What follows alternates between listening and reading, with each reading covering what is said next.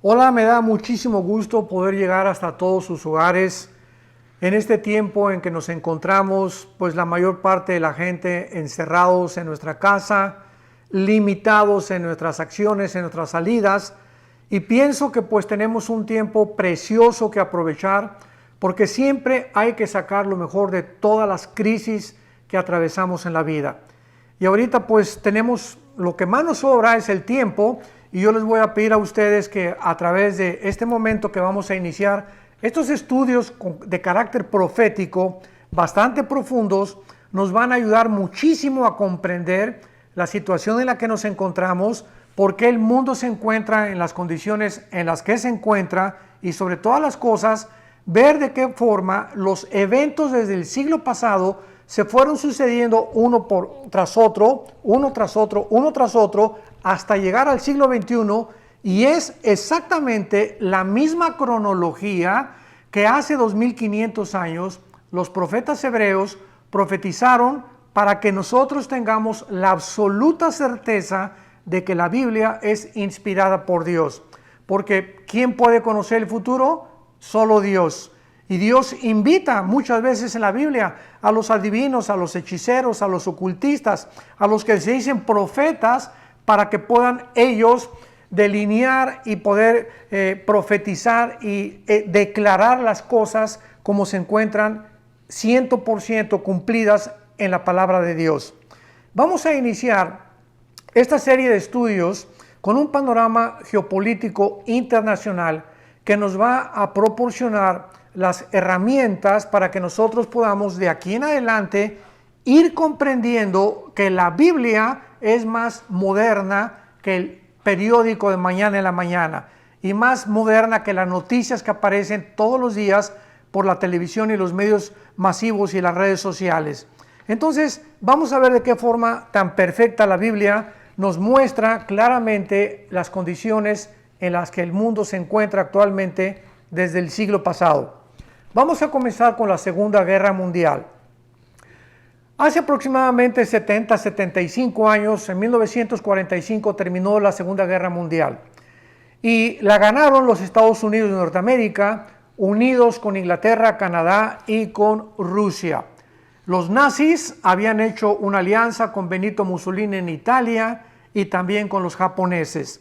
Cuando los norteamericanos y los rusos llegaron a Berlín, junto con los ingleses, iba pues el primer ministro Winston Churchill, el general Douglas MacArthur de Estados Unidos, José Stalin de Rusia. Encontraron un panorama devastador. Más de 6 millones de judíos habían muerto a manos de los nazis, de experimentos también disque genéticos de los nazis, y pues esto conmovió completamente la sociedad, y de ahí en adelante los Estados Unidos de Norteamérica se levantaron, surgieron con la supremacía política, militar y económica. Entonces, durante todo este tiempo, Estados Unidos permaneció con la ideología de la democracia, y el modelo de la democracia fue absorbido por la mayor parte de las naciones. Y llegamos a 1950-52, cuando la Unión de Repúblicas Socialistas Soviéticas, conocida actualmente como Rusia, comienza la competencia con Estados Unidos en el siglo pasado por el control del mundo. Tenemos que entender esto. Jesucristo había establecido hace 2000 años que la mayor parte de los gobernantes tienen la intención de gobernar, de controlar, de dominar, de empoderarse del mundo entero. Y este ha sido el sueño de Alejandro el Magno, de Aníbal, de Napoleón Bonaparte, etcétera, etcétera, y de todos los grandes conquistadores que la historia nos puede describir. Entonces, Rusia entra en competencia en 1950-52 con Estados Unidos, fabricando la bomba de hidrógeno. Y de ahí en adelante comienza el mundo a percibir una guerra que se consideró como la Guerra Fría. ¿Por qué Guerra Fría? Porque no hubo ninguna confrontación armada ni militar. Fue una guerra de competencia en la que cada uno estaba amenazando al otro, hasta que llegamos a 1962, cuando el presidente John Kennedy de Estados Unidos descubre que en Cuba había cantidad de misiles rusos apuntando a Estados Unidos. Esta crisis estuvo a punto de desatar otra tercera guerra mundial o la próxima guerra mundial que podría el mundo percibir. Gracias a Dios que en aquel entonces el primer ministro de Rusia, Nikita Khrushchev, hace caso de las advertencias de Estados Unidos, ve la decisión del presidente Kennedy, sacan los misiles y se acaba completamente esa amenaza. Hasta 1989, cuando el mundo puede ser testigo de la caída de la ideología del comunismo. El muro de Berlín, que separaba a la Alemania oriental de la Alemania occidental, es derribado. El presidente de Estados Unidos en aquel entonces, Ronald Reagan, comienza a festejar y a celebrar porque anteriormente ya había amenazado a Khrushchev que ese muro no podía ya dividir a Europa occidental de la Europa oriental. Así que tenemos ya de la caída del comunismo que durante todo ese tiempo, pues los países que hicieron, los que estaban siguiendo toda la doctrina y la ideología de Carlos Marx y de Federico Engels y que lo llevó a la práctica Lenin en 1917 con la revolución bolchevique, pues se vieron completamente hundidos. Ya no sabían qué tipo de ideología establecer, qué tipo de gobierno hacer. Y así vemos que esto permaneció hasta la entrada del siglo XXI, donde nos encontramos actualmente. En el siglo XXI, un hombre que fue jefe de la KGB, que es la sociedad secreta de la policía rusa, llamada Vladimir Putin, comienza a levantar otra vez a Rusia con el sueño de volver otra vez a resucitar de las cenizas el comunismo, pero ya no mezclado realmente con la ideología atea, humanitaria, evolucionista, que fueron las bases del comunismo. Entonces Putin comienza a levantar a Rusia poco a poco, pero en el año 2001, el 11 de septiembre, Estados Unidos sufre el primer ataque terrorista de la historia. Este ataque, que derrumba las dos Torres Gemelas en la ciudad de Nueva York, matando a casi 3,000 personas, ocasionó que Estados Unidos abriera los ojos y se diera cuenta que había una hendidura, un hueco en su sistema defensivo y que eran vulnerables y que no podían ellos seguir creyendo que eran invencibles. Esto hizo reaccionar al presidente en aquel entonces, George Bush, para que pudiera entender que por primera vez el mundo entraba en una guerra contra el terror. El terror provocado en aquel tiempo en este ataque por 19 terroristas radicales del Islam que se propusieron secuestrar 4 aviones, 2 lo estrellaron contra las torres, otro iba dirigido a la Casa Blanca. En Pensilvania, en el estado de Pensilvania, Estados Unidos, fue detenido por los pasajeros. Héroes se les puede considerar valientes que impidieron que los terroristas lo llevaran a la Casa Blanca. Y el otro que fue dirigido al Pentágono, que es el centro militar más importante de Estados Unidos. Y de ahí vemos nosotros, después de este ataque terrorista, la caída de la bolsa de valores en el 2008 en 777 puntos. Con esto quiero irlos llevando para que veamos claramente la Segunda Guerra Mundial, el surgimiento de Rusia, la caída del comunismo, el resurgimiento de Rusia. Ahora entra la economía, que cae la bolsa de valores, que desde 1930 con la Gran Depresión no había sucedido, aunque no fue lo mismo que la Gran Depresión, pero en 2008 descubrimos cientos de empresarios y de billonarios quitarse la vida. Qué impresionante que fue el primer impacto económico que en este siglo el mundo ha tenido. Y después de esto entramos nosotros al año 2015, estamos hablando de casi 6-7 años después de la caída de la bolsa, con un grupo terrorista islámico, otra vez islámico, en el Medio Oriente, que se llamó el ISIS, que estaban tratando de unir a Irak con Siria para formar otra vez el califato de los otomanos. El califa es el líder o el jefe del grupo islámico que gobernó casi 450 años el Imperio Otomano y que en 1923 fueron derrotados por los ingleses.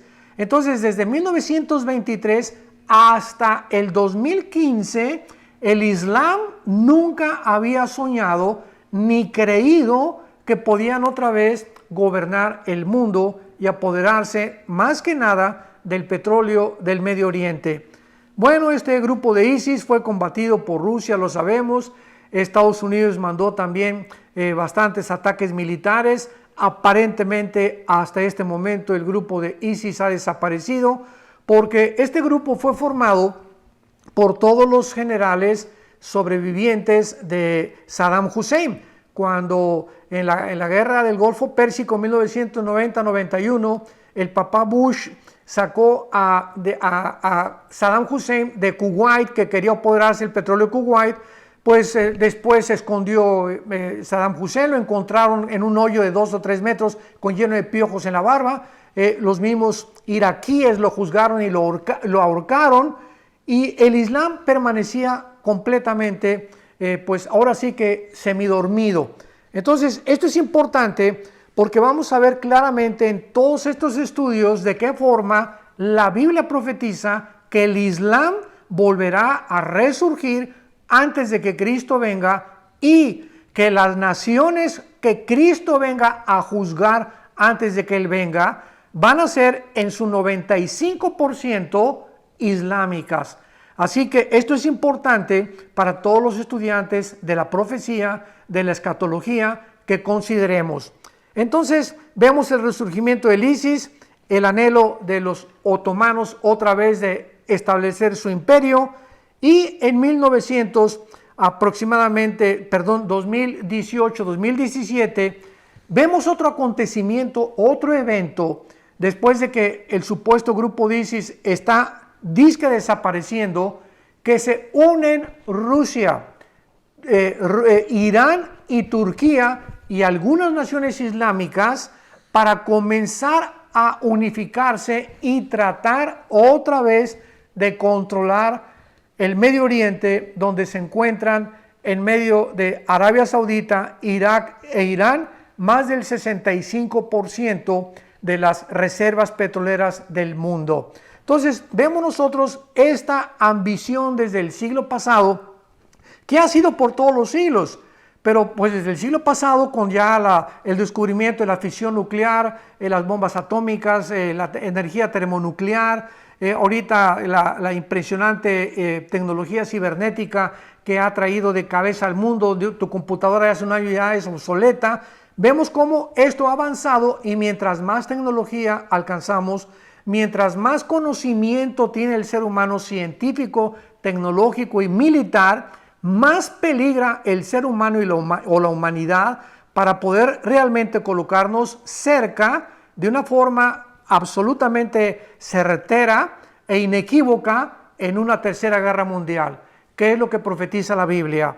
Entonces resurge la unión de Rusia, Irán, Turquía y naciones islámicas, y este es el cumplimiento, damas y caballeros que nos escuchan, amada familia de Dios, de una profecía en el libro de Ezequiel, capítulo 38 y capítulo 39, que más adelante en estos estudios vamos a desarrollar con mucho más detalles y con mucho más profundidad. Pero aquí en este capítulo 38 y 39, se los digo de una forma panorámica rápidamente, se profetiza que las naciones de Rusia, de Irán, de Turquía y algunas del norte de África se van a unir. Esto fue hasta 2600 años, increíble, cuando la palabra Rusia ni siquiera existía. Irán aparece en la Biblia con el nombre de Persia. En 1935 se le cambió el nombre de Persia a Irán. Entonces vemos nosotros de qué forma, aunque los nombres que tienen las naciones actualmente no aparecen con ese nombre en la Biblia, lo sabemos por la ubicación geográfica en la que las naciones se encuentran actualmente. Lo vamos a ver con más detalles más adelante. Pero esto es impresionante porque esto es algo que profetizaron los hebreos hace 2600 años de que Rusia se iba a unir con Irán, se iba a unir con Turquía, y son exactamente las naciones que se profetizó que están alineadas actualmente en el siglo XXI en contra del Occidente. ¿Qué es lo que estamos viendo actualmente en el panorama geopolítico internacional? Que el Oriente está en guerra contra el Occidente. Oriente versus Occidente. Las naciones del Oriente tratando de pelear contra las del Occidente, y en este caso representadas por Estados Unidos de Norteamérica, que vamos también a analizar de una forma detallada, que Estados Unidos no puede permanecer con la supremacía militar, política y económica que ha tenido en los últimos casi 75 años.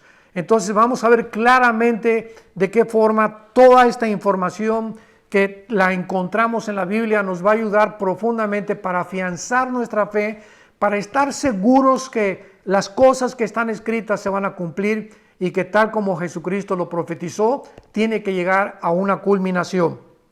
A continuación vemos, después del 2015, lo que estamos viendo actualmente y que tal vez ha provocado esta famosa infección del famoso coronavirus. Comienza China a competir comercialmente con Estados Unidos. Estados Unidos comienza a darse cuenta que ya en California, escuchen lo que les voy a decir, en California los chinos ya casi están comprando completamente los puertos de California. Esto es inconcebible. Y la mayor parte ahorita de las fábricas que hay en California están bajo los asiáticos. Entonces, de repente los políticos norteamericanos descubren una invasión comercial tan grande donde ya guaraches y sandalias y relojes, imitaciones chinas por todos lados, y Estados Unidos dice, cuando eligen al presidente Trump, vamos a detener esto, vamos a impedir, porque tenemos que ser un poco más nacionalistas y tenemos que entender que no podemos permitir que China entre a Estados Unidos, porque hasta hace algunos años, damas y caballeros, familia de Dios, si juntáramos todo el efectivo que hay en el mundo, el papel cash, el papel moneda en el mundo, la mitad estaría en las manos de los chinos. O sea, los chinos llegaron a tener un control económico tan grande en los Estados Unidos de Norteamérica que el presidente Trump tuvo que reaccionar de una forma casi agresiva, elevando los aranceles de los productos chinos a Estados Unidos, y China no se iba a quedar con los brazos cruzados. China tenía que reaccionar porque pues también les interesa el comercio, pero más que eso, también ellos tienen el propósito de algún día tratar de controlar el mundo. Aunque la Biblia nos profetiza que los chinos aparecen nada más en Apocalipsis capítulo 16 como los reyes del oriente que se van a unir en Israel en la batalla del Armagedón o en la Tercera Guerra Mundial para tratar de destruir a Israel.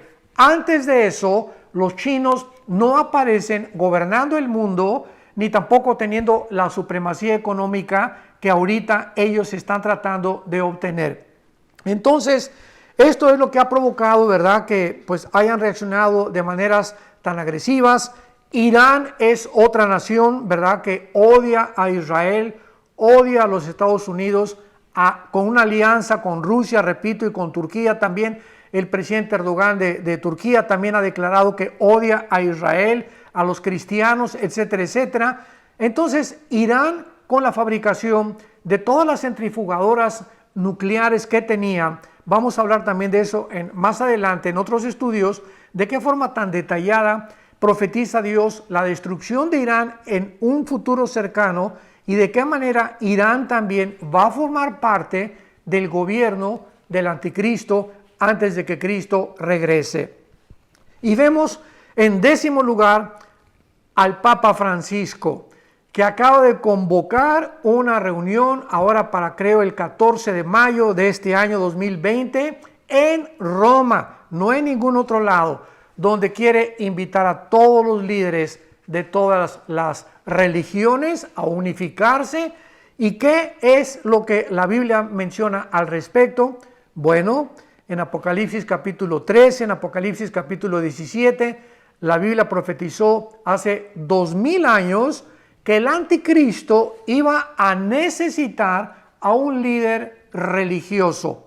En Apocalipsis 13 se menciona a este líder con cuernos de borrego, con boca de dragón, o sea, con una apariencia de paz, con una apariencia supuesta de santidad, pero con un corazón malo, con el propósito de controlar a través de la economía y de la religión al mundo entero. Entonces, estos eventos y estos movimientos geopolíticos que estamos viniendo y observando desde el siglo pasado nos muestran claramente la cercanía en la cual nos encontramos en la última generación. Amada familia de Dios, estamos en un tiempo precioso donde ahorita Dios estamos teniendo el tiempo, vuelvo a recordarles lo que al principio ahorita les recordé, tenemos el tiempo de venir a la Biblia, de estudiar la Biblia, de abrir las Escrituras, de darnos cuenta los tesoros, las piedras preciosas tan maravillosas que existen en este libro, para que podamos abrir los ojos, porque no somos hijos de las tinieblas, somos hijos de la luz. No podemos andar en oscuridad. La Biblia dice: el que anda en oscuridad, confíe en Jehová, porque Él es nuestra luz. Luz está sembrada para nosotros y no tenemos por qué apurarse a nosotros el miedo, ni tampoco el temor, porque recordamos siempre esa ocasión de Cristo navegando con los discípulos en la barca, y de repente se levanta un viento y las olas entran a la barca de los discípulos, y Jesucristo, ¿en dónde se encontraba? Se encontraba en la popa del barco, dormido. Ahí estaba el Señor Jesús completamente dormido, completamente ausente del viento y lo que estaba sacudiendo la barca, simplemente porque Él sabía, ¿verdad?, que no hay nada absolutamente que lo iba a poder hacer reaccionar negativamente, porque Él traía un plan. Él sabía que iba a morir en una cruz y que antes nada podía impedir que Él cumpliera su misión. Y de la misma forma nosotros tenemos que entender esto: no hay nada que nos pueda arrebatar la misión que Dios ha determinado para nuestras vidas. En nada va a abortar más que tú mismo. Si tú quieres abortar el plan de Dios, es por el pecado, por tu falta de arrepentimiento. Pero Jesucristo estaba dormido por la confianza y la fe que Él tenía en su Padre. Y esta es la razón por la cual, cuando lo despiertan los discípulos y creen que el barco ya está hundiéndose, ¿qué cosa les dice? ¿Por qué no tuvieron fe? En otras palabras, vamos a preguntarnos: ¿hubiera Jesucristo permitido que se inundara la barca? ¿Hubiera permitido Jesucristo que realmente la barca llegara a el agua hasta arriba y que se hundiera? Yo creo que sí. O sea, si ellos no hubieran despertado a Jesucristo, Jesús hubiera permitido, que se hunda la barca y que el agua les llegara hasta aquí, hasta el cuello. Y ahí, ya cuando les llegara al cuello, los iba a rescatar, para mostrarles que ellos, confiando en Él, no había nada que los podría separar de su amor y de su provisión y de su consuelo. Entonces, así pasa con nosotros. A veces sentimos que el agua nos llega hasta acá, no estamos ahogándonos, no nos vamos a ahogar, vamos a salir de este problema, vamos a salir de esta pandemia. Dios tiene un propósito ahorita, está ahora sí que encerrándonos en nuestro corral, podríamos decir, como sus ovejas, para que Él nos muestre las maravillas de su poder. Este es el momento en el que nos dice: quietos, no hagan nada, porque de todas maneras no podemos hacer nada. No podemos, no está en nosotros la solución, está fuera de nosotros. Si encuentran una vacuna, si no la encuentran, si el gobierno, si esto y el otro, si una teoría de conspiración, nada de eso está en nuestras manos. Lo único que podemos hacer es estar quietos, orar, leer la palabra de Dios, y cuando Dios nos ve en esa quietud, y cuando Dios nos ve que estamos esperando que Él supla, y lo va a hacer de una forma sobrenatural, las cosas que creemos que ahorita nos faltan, es cuando permitimos que su poder entre en acción en nuestras vidas. La barca no se va a hundir, tu familia no se va a hundir. Confía en Jehová, entrégale completamente tu vida, entrégale completamente tu familia, porque poderoso es Dios para hacer que nosotros abunde toda gracia. Poderoso es para Él hacer que nosotros abunde toda gracia, a fin de que teniendo siempre todas las cosas, todo lo suficiente, abundemos nosotros en buenas obras. Porque el que le da semilla al que siembra y el que le da pan al hambriento es el mismo que proveerá y suplirá lo que nos falta y aumentará los frutos de nuestra justicia. Pero es importante lo que antecede a este versículo en 2 Corintios 9, del 5 al 8. ¿Por qué? Porque dice que no se puede recoger lo que no hemos sembrado. Ahorita vamos a recoger lo que hemos sembrado en el pasado. Si nosotros hemos sido avaros, si nosotros hemos sido ahora sí que egoístas y verdad con trabajos ofrendábamos a la obra de Dios, pues no esperemos recoger ahora, pero es el tiempo precisamente en el que vamos a recoger, porque nadie puede recoger lo que no ha sembrado. Y finalmente, pues entramos al desplome internacional actualmente del famoso coronavirus, que es un virus, ¿verdad? Es un enemigo invisible. Ya hemos tenido bastante información. Conforme avanzan los días, más información científica tienen los infectólogos, los dedicados a la virología, etcétera, etcétera. Y nos damos cuenta que este desplome internacional en Estados Unidos, 3 millones de desempleos, 3 millones de personas que no tienen empleo. Y aquí no es como en México o en otras naciones de Latinoamérica. Aquí en Estados Unidos no hay sindicatos. Así que de la noche a la mañana te dicen, está usted despedido, y no hay una conciliación y arbitraje para poder defenderse o para poder demandar a tu jefe aquí en Estados Unidos. Quedas en la calle sin ninguna cubierta de ninguna especie. Y esta es la forma en la que más de 3 millones de personas se están encontrando aquí en Estados Unidos, y no digamos en México y en otros países, ¿verdad?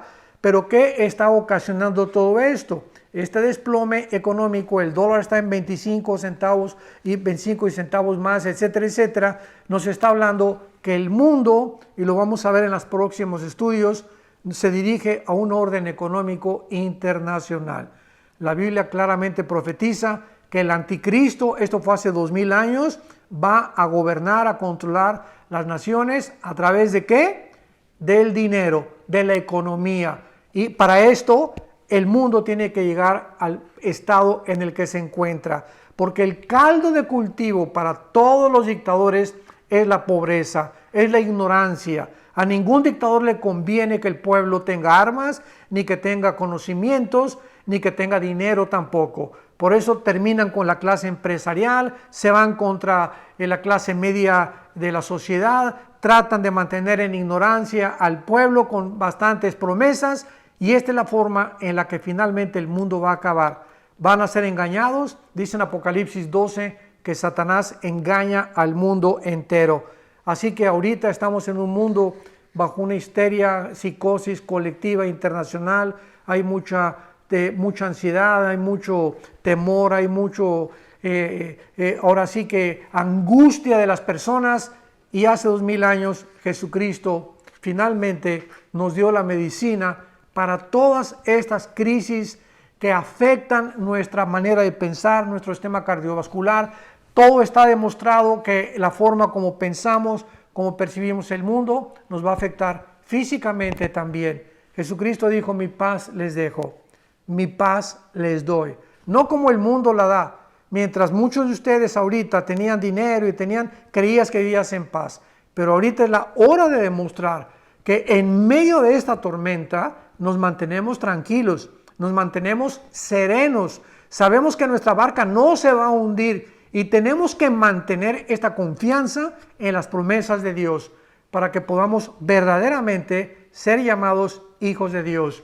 Vamos a despedirnos con una oración, y en este momento, si está tu esposa y tus hijos, dale la mano y tratemos de levantar esta plegaria al trono de Dios, al trono de la gracia, donde vamos a encontrar favor y oportuno socorro. Te damos gracias, Señor, que hace 2000 años moriste en una cruz para pagar por nuestros pecados, y aprovechamos este tiempo, Señor, que tú nos has concedido de crisis, de saber que estas crisis no duran. Ahorita es el anochecer y viene el amanecer. Tus promesas son firmes, son fieles, y estás aprovechando también para saber lo que hay en nuestro corazón. Te pedimos, Padre, que nos mantengas sin afanes, sin ningún estrés, sin ninguna preocupación, en el sentido que nos quite la paz y que nos lleve a la violencia, inclusive dentro de nuestra propia familia, y que podamos hasta el final de nuestra vida recordar que ni la pobreza, ni la desnudez, ni ningún demonio del infierno, ni la persecución, ni la guerra, nada nos podrá separar nunca de tu amor. En ti confiamos hasta el final de nuestra vida, sabiendo que nadie nos puede quitar la vida, ni un virus, ni nadie, si no es tu voluntad. Y en esta voluntad descansamos en el nombre de Jesucristo, nuestro Señor. Amén. Vida Nueva para el Mundo se sostiene y propaga el mensaje de salvación de Jesucristo gracias a Dios y a tus donativos.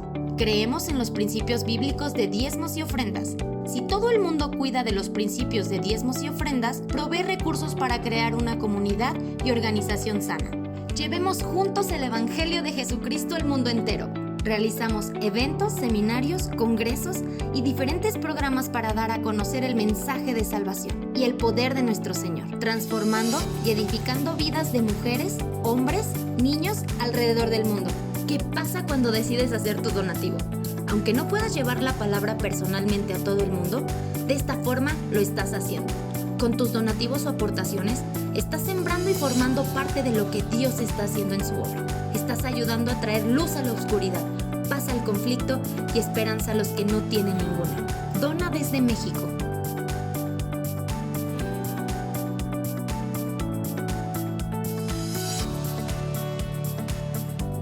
Dona desde Estados Unidos.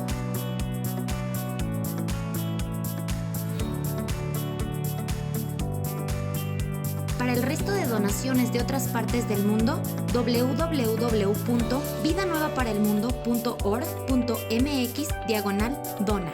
Estamos cumpliendo la gran comisión. Por tanto, vayan y hagan discípulos a todas las naciones, bautizándolos en el nombre del Padre, del Hijo y del Espíritu Santo, enseñándoles que guarden todas las cosas que les he mandado. Y he aquí que yo estoy con ustedes todos los días hasta el fin del mundo.